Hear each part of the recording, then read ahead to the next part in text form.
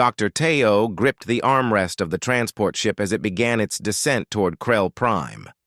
Through the reinforced window, he could see the alien world below, a place of rust-colored mountains and purple-green vegetation that looked nothing like Earth.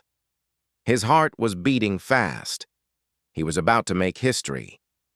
He was the first human being ever to land on this world and meet the Krellians face to face. The Krellians were famous throughout the galaxy, and not in a good way. They were a species of powerful carnivores with sharp teeth, long claws, and bodies that could grow up to 12 feet tall. For 300 years, they had been at war with almost every civilization that tried to contact them. They had attacked trading posts, destroyed diplomatic ships, and showed no interest in peace. Many people on Earth thought that Teo was crazy for coming here, but Teo believed that every species could be reasoned with. He believed that fear and misunderstanding caused wars, not nature.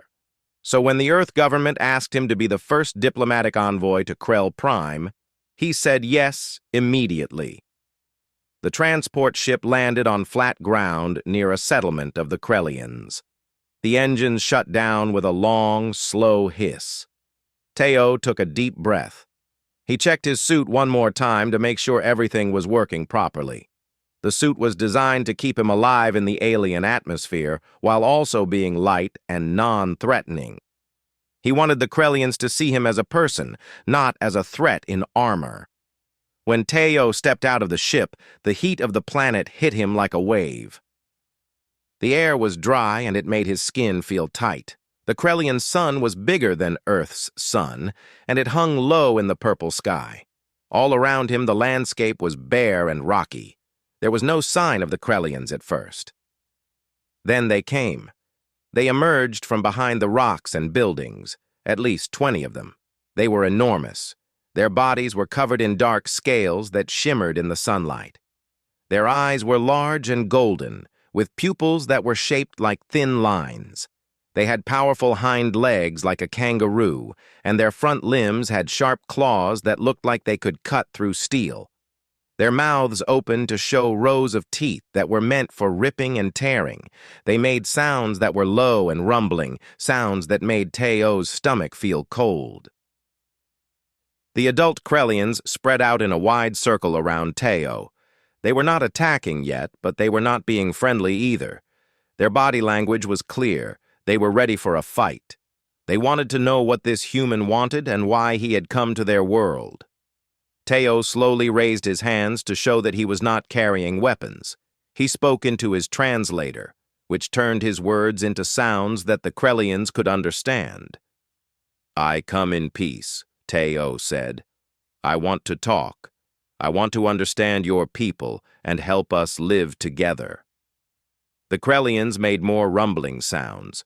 They did not move closer, but they did not move away either. Teo could see that they were studying him, trying to figure out if he was dangerous. The biggest one of them, a male with scars across his face, took a step forward. He opened his mouth and showed all his teeth. It was not a friendly expression. Then something unexpected happened. From behind the adult Krellians came smaller figures. These were young Krellians, cubs that were only about 6 or 7 feet tall. They were curious and playful in a way that the adults were not. They did not see Teo as a threat to be analyzed or attacked. They saw him as something new and interesting.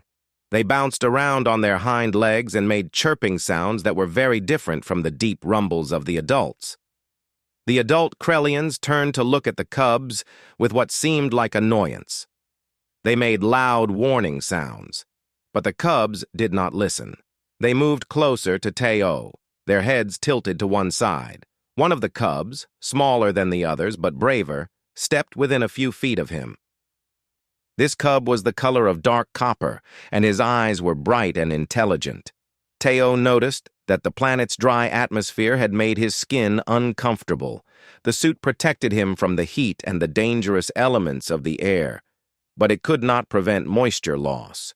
His hands and face felt tight and dry. Without thinking about what he was doing, he reached into his suit pocket and pulled out a small container of moisturizing lotion. He had brought it with him because he knew the planet would be dry. He began to rub the lotion onto his arms and hands, watching as his skin became soft and comfortable again. The effect on the cubs was immediate and complete. They froze where they stood. Their eyes grew wider. They made excited chirping and squeaking sounds. Other cubs moved closer to watch what Teo was doing. Even the scarred adult male took a step forward, his head tilted in confusion. The Krellians had never seen anything like this before. It looked like magic to them, some kind of ritual that made the human's skin better. The oldest cub, the copper-colored one who had come closest to Teo, watched with complete fascination. He made soft sounds to the other cubs, and they all gathered around him, staring at Teo with pure curiosity. The adult Krellians lowered their claws slightly. They were still watchful and ready to attack, but they seemed less aggressive than before. Whatever Teo was doing, it was not an act of violence. It was something gentle, something that interested the young ones. Teo finished applying the lotion and put the container away. He smiled at the cubs. It was a small smile meant to show that he was friendly. The copper-colored cub made a chirping sound and bounded closer. The other cubs followed, their fear replaced by excitement and wonder. In that moment, something changed. The fear that had filled the air when Teo first arrived began to fade away. The young Krellians did not care about the wars their species had fought with other civilizations. They did not carry the history of violence in their hearts. They only cared about what was new and interesting. They only cared about this strange human who had done something they had never seen before. The adult Krellians watched their young interact with Teo. They did not attack. They did not move to pull the cubs away. Instead, they simply watched and waited. The scarred male made a low sound, not aggressive, but thoughtful. It seemed like even the most feared warriors of Krell Prime could be affected by the innocence and curiosity of their young. Teo realized in that moment that his mission was not going to be won through speeches or logical arguments. It was going to be won through the simple act of being human, being vulnerable, being gentle, and being willing to show his normal life to beings who had never seen anything like it before. The copper-colored cub moved even closer, reaching out with one small claw to touch the container of lotion that Teo had put away. The cub made questioning sounds, asking without words what this magical liquid was. Teo knew that whatever happened next would shape the future of human-Krellian relations forever. The copper-colored cub kept staring at the lotion container in Teo's hand. The other young Krellians gathered around him, their heads all tilted in the same curious angle. They were all making soft chirping and squeaking sounds to each other, as if they were discussing what they had just witnessed. Teo could see the wheels turning in their young minds.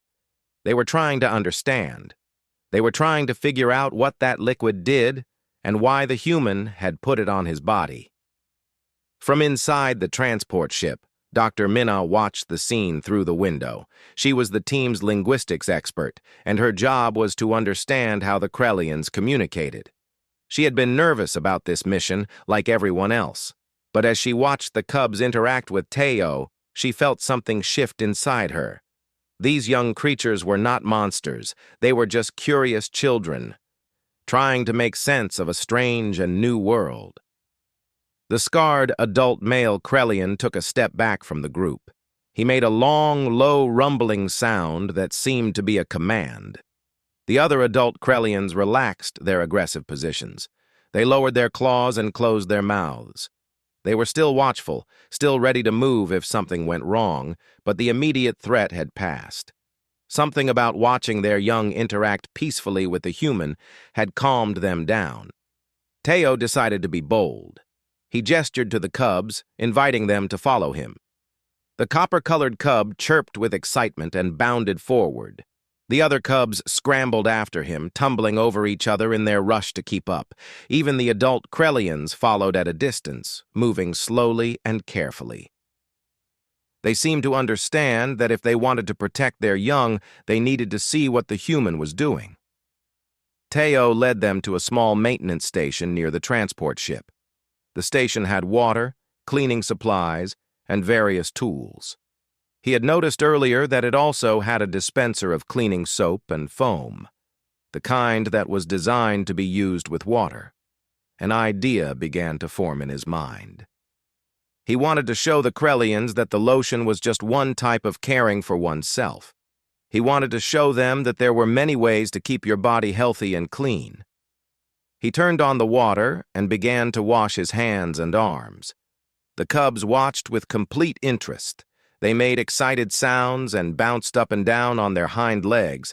The soap created white foam that covered Teo's skin. It smelled clean and fresh. He rinsed it away under the water, showing the cubs how the foam disappeared and left his skin cleaner than before. Then something remarkable happened. The smallest of the cubs, a young female with scales the color of dark green moss, made a noise of pure insight. She turned to the other cubs and made a series of urgent chirping sounds. The other cubs responded immediately, their eyes growing wide. The copper-colored cub looked at his siblings, then back at Teo, then at the cleaning station. He seemed to be having a thought, a big thought, the kind that changes everything. Before Teo could do anything else, the copper-colored cub bounded forward to the soap dispenser. He did not hesitate or question what he was doing. He simply pressed the button with one of his small claws. Soap foam began to pour out into his hand. The cub stared at the white foam for just a moment, and then he began to rub it all over his body. The other cubs saw what their friend was doing, and they rushed forward to copy him. Within seconds, all 5 of the cubs were covered in white foam. They rubbed it on their scales, their legs, their faces. They made happy chirping and squeaking sounds that clearly showed they were enjoying themselves. The soap bubbles stuck to their dark scales in a way that looked almost magical. Soon all the young Krellians were transformed into white, fluffy creatures that looked nothing like the fearsome predators they were supposed to be. The adult Krellians stopped in their tracks. They stared at their young, who now looked like walking clouds of soap bubbles. The scarred male made a sound that might have been laughter, a deep, rumbling sound that shook the ground. The other adults made similar sounds. It was not an aggressive noise. It was confusion mixed with something that sounded like amusement. Dr. Minna was recording everything from inside the ship. She could barely believe what she was seeing. The fierce predators of Krell Prime, the species that had destroyed entire fleets and brought fear to 3 different star systems, were acting like confused parents, watching their children play in mud. The cub's logic was simple and beautiful. If the human used liquid to protect his skin and make it feel better, then more liquid must be even better for protection. The soap foam was more liquid than lotion, so it must be better, right? Teo watched as the copper-colored cub approached him again, now completely covered in white bubbles. The cub made a proud chirping sound as if asking, "Look what we did! Are we doing it right?" Other cubs joined him, all bouncing and showing off their new white coating. Some of them made games out of the bubbles, rubbing foam on each other and laughing with sounds like bells chiming. The smallest cub, the dark green female, discovered that if she pressed the soap dispenser and then jumped, the foam would spray everywhere. She did this over and over again, squeaking with joy each time. The other cubs joined in, and soon there was a massive cloud of soap bubbles covering the entire maintenance area. The cubs were rolling in it, swimming through it, and playing in it like it was the greatest discovery they had ever made. The adult Krellians moved closer. They lowered their heads to look at their young. The scarred male reached out with one large claw and gently touched the white foam on the copper-colored cub's shoulder. He made a questioning sound. The cub responded by bouncing and making excited noises. The adult seemed to be asking if this was safe, if this was okay. The cub's response made it clear that this was not dangerous. This was fun. More of the adult Krellians began to move closer to the soap dispenser. Teo held his breath. He was not sure what would happen next. Would the adults be angry that their young were playing with cleaning supplies? Would they see this as dangerous behavior? Or would they understand that this was the most important moment of their entire mission? The scarred male Krellian, the leader of this group, made a decision. He pressed the soap dispenser with his large claw. White foam poured out into his massive hand. He looked at Teo. He looked at his young cubs, who were now completely covered in white bubbles and making the happiest sounds any Krellian had ever made. Then, slowly and carefully, he began to rub the foam across his own chest and arms. A low sound came from Teo's throat. It was almost a laugh. It was the sound of a human who had just witnessed something impossible become real. The greatest warriors of Krell Prime were now covering themselves in soap bubbles, not because they were ordered to do it, but because they wanted to understand their young. They wanted to share in what their cubs had discovered. They wanted to be part of this moment that had changed everything. The fear that had filled the air just moments ago had completely disappeared. In its place was curiosity, wonder, and the beginning of something new. Something that had started with a simple act of self-care, a human putting lotion on his dry skin, had transformed into the first peaceful interaction between two species that the galaxy thought could never live in peace. Dr. Minna watched the scene from the control room of the transport ship, and she was making notes as fast as her fingers could move on the keyboard. Everything she was observing was completely new to science. The Krellians were supposed to be incapable of learning from imitation. They were supposed to be ruled only by instinct and violence. But what Minna was seeing contradicted everything that the experts had ever said about them. The soap dispenser had run out of foam. The cubs were covered from head to tail in white bubbles that were slowly starting to dry and fall off their scales. The adult Krellians still had foam on their bodies as well. The scarred male, who seemed to be the leader of this group, was looking at his white-covered arms with what appeared to be confusion. He did not know if this was good or bad.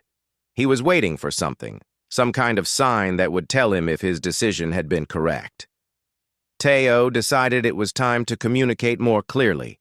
He spoke to his translator, and the words came out in the deep rumbling sounds that the Krellians used to talk to each other. His translator was not perfect, but it was good enough for basic ideas. "Your young ones learned from watching," Teo said slowly. "They saw something I did. They wanted to understand it. So they found their own way to do the same thing. This shows that your people are smart. This shows that you can learn and grow." The scarred male Krellian made a series of sounds in response. Mina was recording every single one of them, analyzing the patterns, the tones, the rhythms. She could hear different emotions in his voice: surprise, uncertainty, but also something that sounded like pride. The adult was proud of his young, proud that they had learned something new. Over the next hour, Teo used the maintenance station to show the Krellians different things. He showed them how water worked and what it was used for. He showed them how to turn the dispenser on and off. He showed them how to wash and rinse. Each time, the young cubs watched carefully and tried to copy what he did. But more importantly, they tried to understand the purpose of each action. They asked questions in their own language, chirping and squeaking in ways that showed their young minds working through new ideas. The adult Krellians learned by watching their young learn. They could see that Teo was not dangerous. He was not trying to trick them or hurt them. He was simply sharing knowledge. He was treating them like equals and showing them things that might help their species. The scarred male began to ask his own questions, making sounds that Minna recorded as careful, intelligent inquiries. By the time the sun began to move lower in the sky, the soap bubbles had dried and fallen away. The Krellians looked the same as they had before, but something inside them had changed. They had experienced something new. They had learned that there were different ways to interact with the world besides fighting and hunting. They had learned that playing and learning could be just as important as surviving. The copper-colored cub approached Teo one more time. This time he was not covered in foam. His scales were clean and slightly damp. He made soft chirping sounds and reached out with one small claw. Instead of clawing at Teo, he gently touched the human's arm. It was a gesture of trust. It was a gesture of friendship. Teo carefully reached out and touched the cub's shoulder. The cub made a happy squeaking sound. The other cubs saw what was happening and came running. Soon, all 5 young Krellians were gathered around Teo, touching him gently with their claws and making soft, happy sounds. They were not trying to hurt him. They were trying to connect with him. They were trying to understand this strange visitor who had shown them that the world was bigger and more interesting than they had ever imagined. Minna transmitted a message to the main base on the human ship that was orbiting above the planet. First contact has not resulted in violence, she reported. Instead, we have achieved peaceful interaction through the curiosity and playfulness of the younger members of their species. The adult Krellians appear willing to let this interaction continue. Request permission to proceed with Phase 2 of the contact mission. The response came back quickly. Permission granted. Proceed with extreme caution. Continue recording all interactions. This is the most significant moment in human diplomatic history.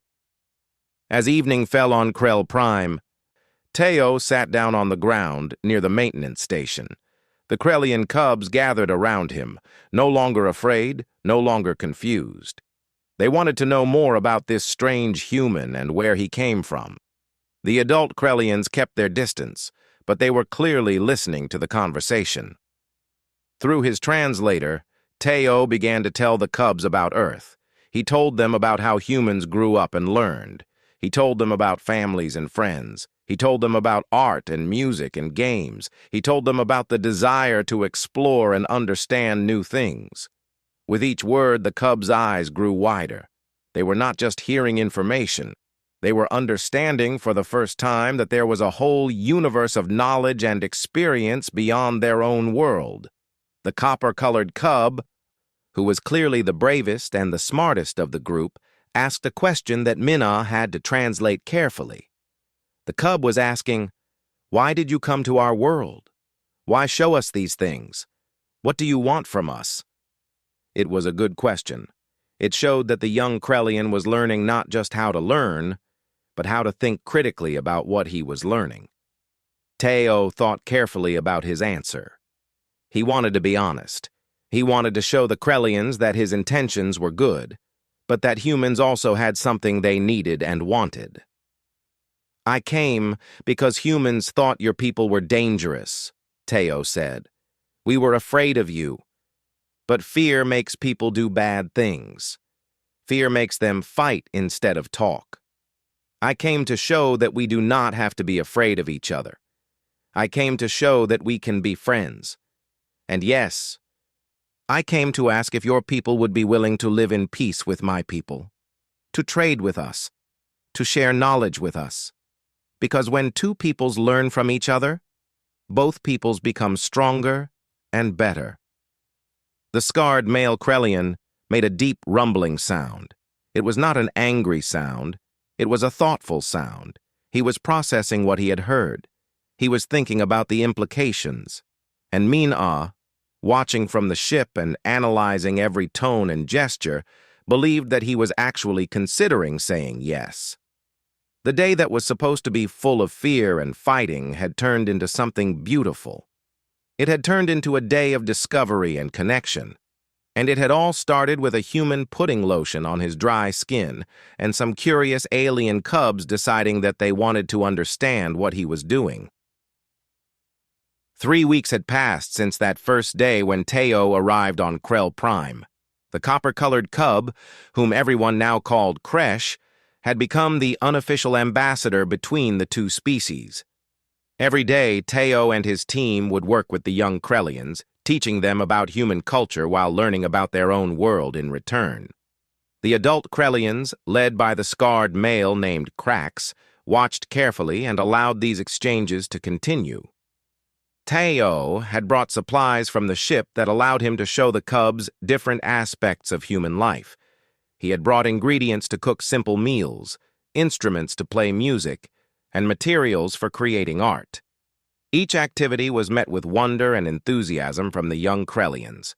They were like sponges, absorbing knowledge and experience as fast as Teo could provide it. One morning, Teo decided to cook food for the entire Krellian group. He set up a small cooking station near the settlement and began to prepare a meal. The cubs gathered around, watching as he prepared vegetables and grains.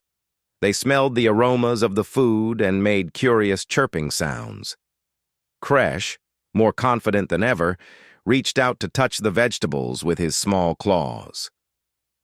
"In my world, we prepare food by heating it," Teo explained through his translator. "This makes it safer to eat and easier to digest. It also makes it taste better. Humans gather together to share meals. This is how we bond with each other. This is how we show that we care for one another." The concept seemed to interest Krax greatly. The old scarred leader asked through the translator if the Krellians could try this cooked food. Teo was thrilled to serve him. The large Krellian sniffed at the cooked vegetables carefully, then took a small bite. He made a sound that was hard to interpret. Was it disgust? Was it pleasure? For a moment, everyone held their breath. Then Krax made a sound that Mina immediately recognized as something positive. He ate more of the food, and when he finished, he made a low rumbling sound to the other adults. They came forward and tasted the cooked meal. It was clear that not all of them enjoyed it. The Krellians were carnivores after all. But the experience itself seemed important to them. They were participating in a human tradition. They were sharing in something that the human valued. A few days later, Teo brought out musical instruments. He had a small guitar and a hand drum. He began to play a simple, gentle melody. The sound was soft and beautiful, completely different from anything the Krellians had ever heard. Their entire settlement came to a standstill. Everyone stopped what they were doing to listen. Kresh moved closer to the guitar, studying how Teo's fingers moved across the strings. The young cub's eyes were wide with fascination. When Teo finished playing, Kresh reached out with one careful claw and touched the strings. The guitar made a sound. Not a beautiful sound like when Teo played it, but a sound nonetheless.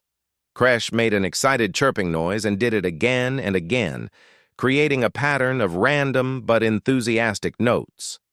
The other cubs joined in, each one discovering that the guitar could make sounds. Teo showed them how to be gentler with the strings, how to create melodies instead of just noise.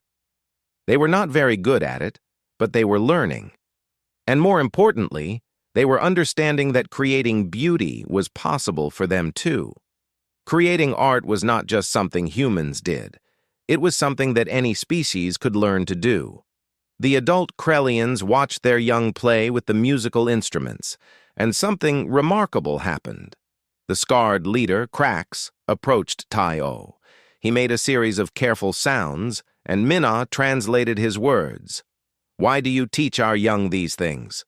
What purpose does music serve? How does it help them survive?" It was a fair question. Krax came from a culture where everything had to serve a practical purpose. Everything had to help with hunting or survival. The idea of doing something just because it was beautiful or made you happy was foreign to him. Teo thought about how to answer this question carefully. He wanted to help Krax understand something that his own culture had lost a long time ago. "In my world," Teo said, "we learned long ago that survival is not enough. Humans need more than food and shelter. We need beauty. We need to express ourselves. We need to feel joy and happiness. These things make life worth living. Without them, we are just surviving. With them, we are truly living." Krax was silent for a long moment. He watched his young cubs play with the guitar, creating sounds that had no hunting purpose, and yet clearly bringing them happiness.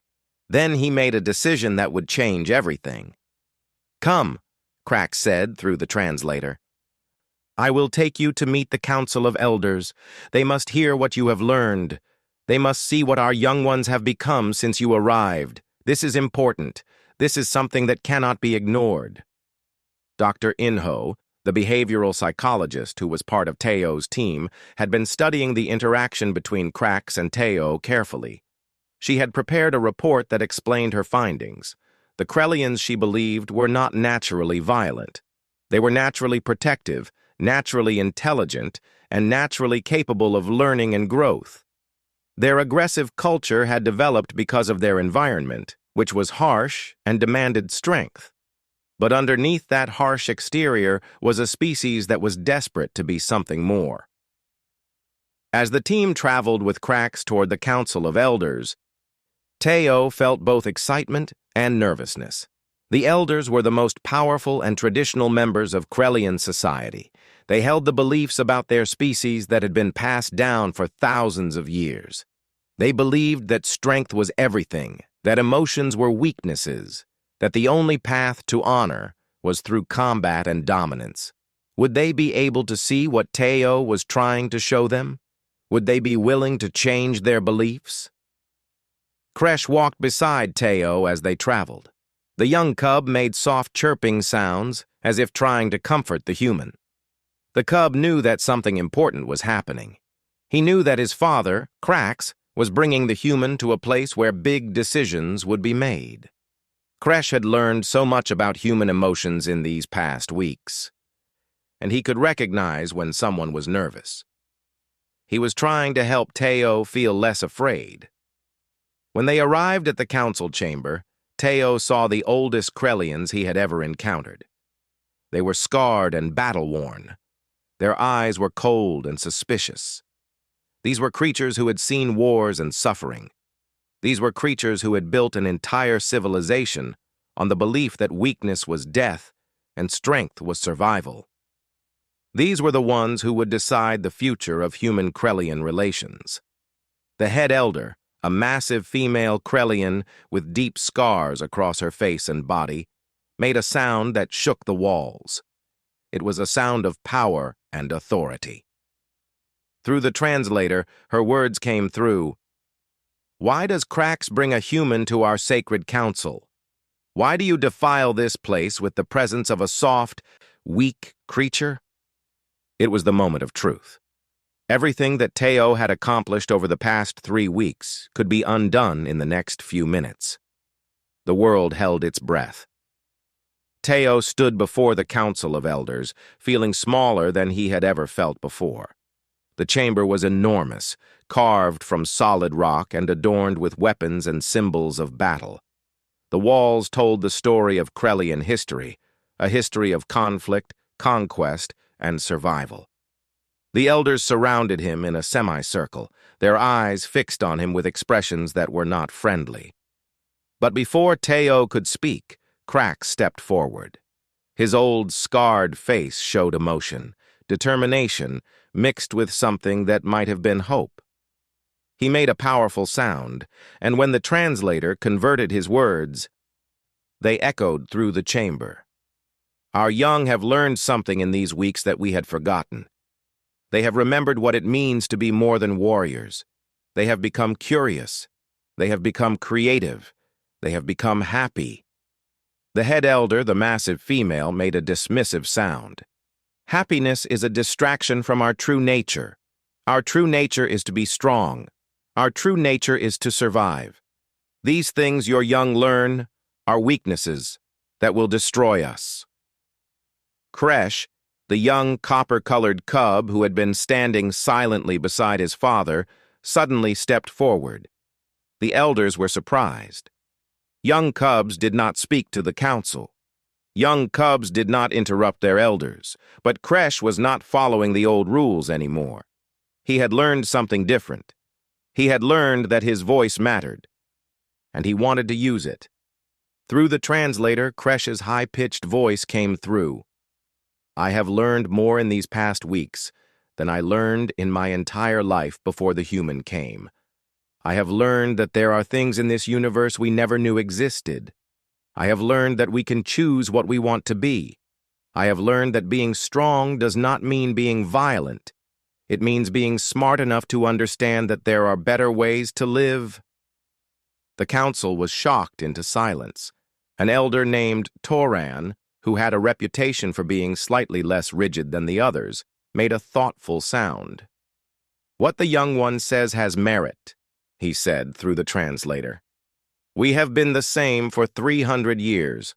Our wars with other species have never brought us peace. Perhaps it is time to try something different." But the head elder stood up, her massive form towering over everyone else. "No," she said firmly.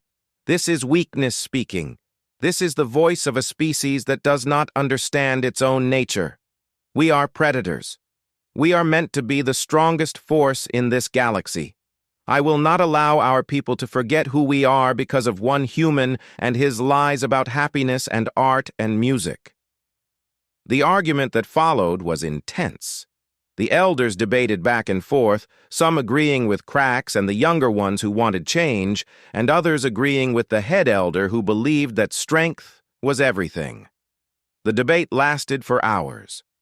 Teo listened carefully, trying to understand the deep beliefs that had shaped Krellian culture for so long. Then something unexpected happened. A signal came through Teo's translator.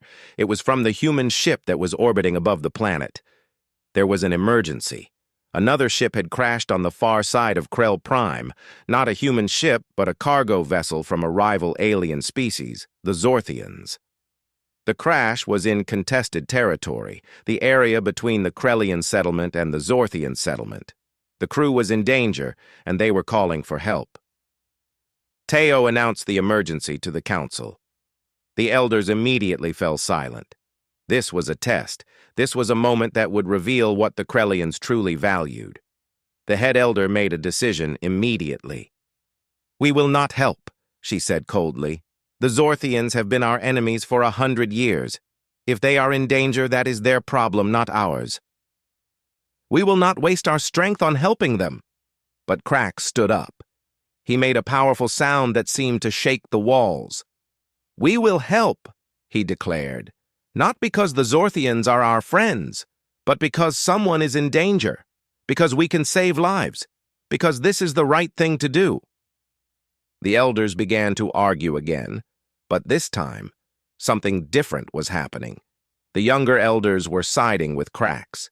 Even some of the older ones were nodding their heads slowly, as if they were remembering something they had forgotten long ago. The desire to help, to protect, to be more than just predators. It was awakening inside them. Finally, the head elder made a sound of surrender. "Very well," she said, though her voice was filled with anger and disappointment. "But know this, Cracks. If this is a mistake, if this leads to war with the Zorthians, the blood will be on your head." Cracks did not hesitate. He turned to his warriors and gave the order. Within minutes, a team of the strongest Krellian fighters was assembled and ready to go. They were equipped with tools and medical supplies. They were going to rescue the Zorthians. But Kresh and the other young cubs did something that shocked everyone. They stepped forward and demanded to go with the rescue team. They wanted to help. They wanted to be part of this decision to save lives instead of taking them. Cracks looked at his young son. For a moment, the old scarred warrior seemed uncertain. Then he nodded. "You will go," he said. "You will see that being strong means being able to protect life, not just take it." The journey to the crash site was difficult. The terrain was rough. And the Zorthians, not knowing that the Krellians were coming to help, were terrified when they first saw them. But Crax's team moved with purpose and efficiency. They carefully pulled the Zorthian crew out of the wreckage. They treated their injuries and made sure they were comfortable. The Zorthian captain, a creature with tentacles and large, intelligent eyes, could not believe what was happening. "Why do you help us?" he asked through a translation device. "You are Krellians. We are enemies." Cracks made a sound that the translator converted to words that were surprisingly gentle. "Because we can. Because your people are in danger. because we are learning that there is more to being strong than being willing to hurt others. As the Krellians helped the Zorthians load the injured aboard their rescue ships, Kresh stood beside a young Zorthian, one of the crew members who was not badly hurt. The two young creatures, from completely different species, looked at each other with the same kind of curiosity and wonder that Kresh had shown when Teo first arrived on Krell Prime. The young Zorthian reached out with one tentacle. Kresh carefully touched it with one small claw. They were not going to be warriors fighting each other. They were going to be friends. They were going to grow up in a galaxy where different species could work together and help each other. When the rescue mission was complete and everyone was safe, Krax turned to Teo. The old scarred warrior made a sound that was filled with emotion. Through the translator, his words were clear and powerful. "You came to our world, and you showed us something we had forgotten. You showed us that we could be more than what we were, and today you showed us that your words were not lies. Today we chose to help instead of hurt. Today, we became something better." Teo smiled. It was a smile of gratitude and hope. The beginning had been rough and scary, but it had led to this moment, and this moment, he knew, would change the course of history for both the humans and the Krellians forever.